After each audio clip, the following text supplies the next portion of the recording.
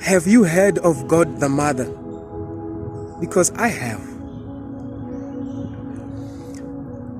Many guys approached me a while ago, I think 3 years ago, and they asked me if I have heard of God the Mother, the feminine side of God, the motherly version of God.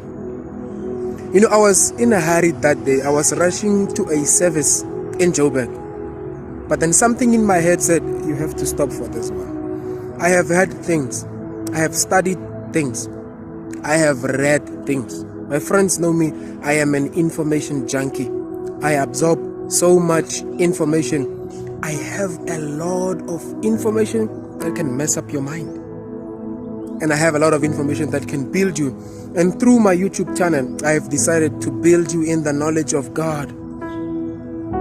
Back to the God the Mother issue. For me, this takes the trophy. I have heard of teachings and doctrines, but this one for me, it's the most award-winning doctrine.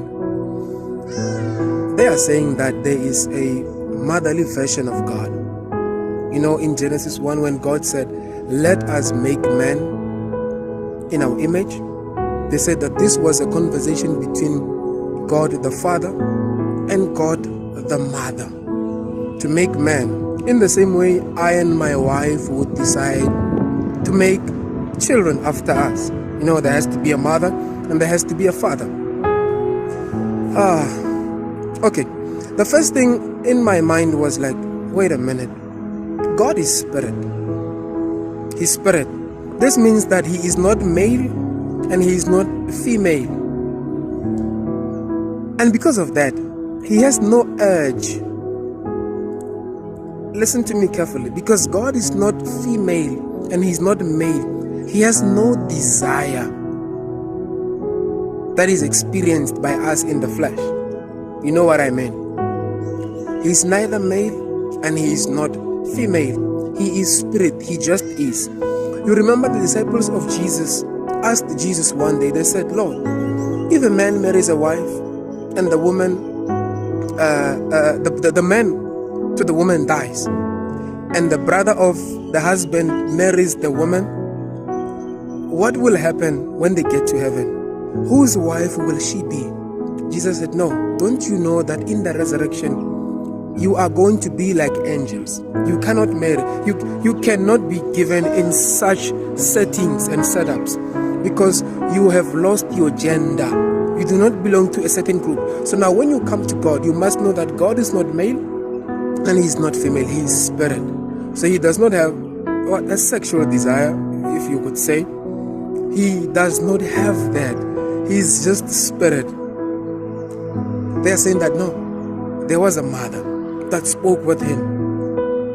Okay, if there's something that I will not deny, is that God is everything. God is a father and he is a mother, and you must not misunderstand me. God has a feminine side and he has a masculine side. We are acquainted so much with the masculine side of God. We know the fatherly figure, but then also the feminine side of God is carried out by the Holy Spirit. The Holy Spirit gives us the softer side of God. He gives us the gentler side of God. He gives us the comforting side of God. You know, those motherly characteristics that we are so much used to. The Holy Spirit carries these ones out. But the Holy Spirit is not a different entity from God. It's not a different being. It's not a separate being, you could say. The Holy Spirit is one with God. So there was never a mother in the beginning who spoke with the Father to make man. God spoke with himself, to himself, not amongst himself, to himself, to make man. And so now, have I heard of God the Mother? No, I have never heard of God the Mother, because there is no God the Mother. It's just God.